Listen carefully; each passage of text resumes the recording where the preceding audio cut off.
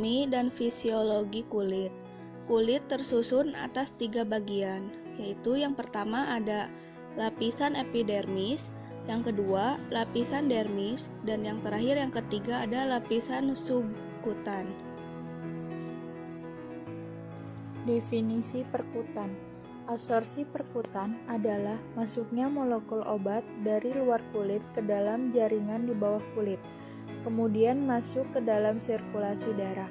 Penyerapan absorpsi perkutan merupakan gabungan fenomena penembusan suatu senyawa dari lingkungan luar ke bagian kulit sebelah dalam, dan fenomena penyerapan dari struktur kulit ke dalam peredaran darah. Adapun waktu pemberian obat subkutan sampai mendapatkan efeknya, yaitu sekitar 15-30 menit.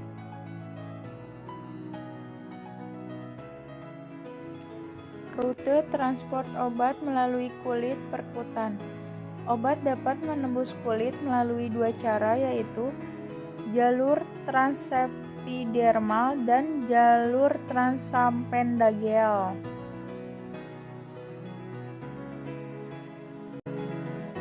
Jalur transepidermal dibagi menjadi 2 jalur, yaitu jalur transseluler dan jalur intraseluler.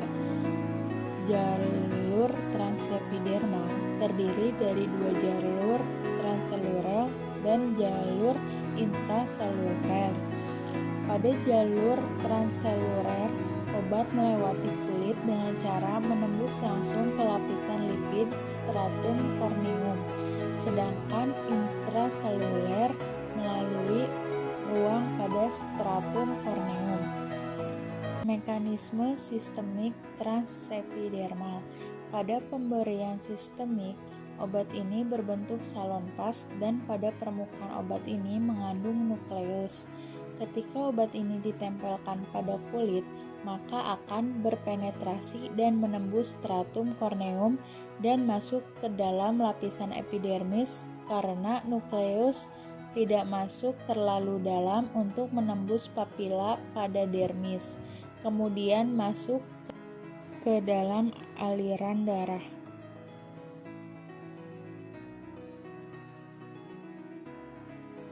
Contoh sediaan transepidermal.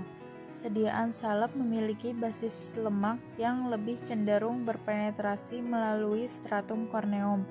Contoh sediaan transdermskop dan nitrogesik.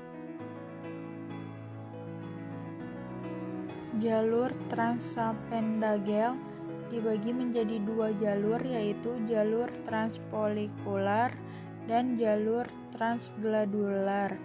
Jalur absorpsi transampendageal merupakan jalur masuknya obat melalui folikel rambut transfolikular dan kelenjar keringat transglandular yang disebabkan karena adanya pori-pori di antaranya, sehingga memungkinkan obat berpenetrasi. Mekanisme transampendageal. Zat aktif obat akan mengalami disolusi pada sediaan, kemudian difusi zat pembawa pada kulit, dan zat pembawa akan masuk melalui transfolikuler atau pori keringat dan kemudian akan berpartisi ke dalam zebum, kelenjar minyak, dan masuk melalui jaringan epidermis, kemudian ke dermis dan hipodermis yang mencapai efek lokal terapinya. Contoh sediaan transampendageal.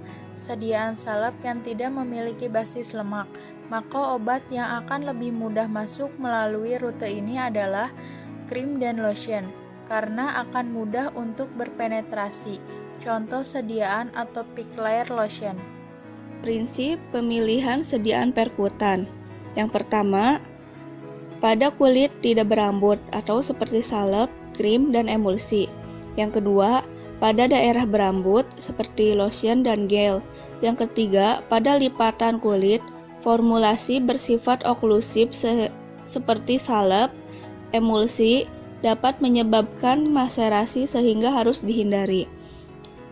Yang terakhir, yang keempat, Pada daerah yang mengalami ekskoriasi, formulasi berisi alkohol dan asam salisilat sering mengiritasi sehingga harus dihindari. Keuntungan dan kerugian pemberian obat secara perkutan. Keuntungan yang pertama, menghindari metabolisme lintas pertama obat. Yang kedua, mencegah rusaknya obat-obatan yang tidak tahan terhadap pH saluran cerna oleh obat yang bersifat iritatif. Yang ketiga, mudah untuk menghentikan pemberian obat jika terjadi kesalahan obat sehingga dapat mencegah terjadinya toksisitas. Kerugian yang pertama, ada efek terapi yang timbul lebih lambat dibandingkan dengan secara perkutan. Yang kedua, tidak sesuai untuk obat-obatan yang iritatif terhadap kulit. Yang ketiga, hanya obat dengan kriteria tertentu atau yang dapat menembus kulit, sehingga tidak semua obat cocok diberikan secara perkutan. Faktor yang mempengaruhi penyerapan perkutan. Yang pertama, keadaan dan umur kulit. Yang kedua, ada aliran darah. Yang ketiga, tempat pengolesan. Dan yang keempat, kelembaban dan suhu.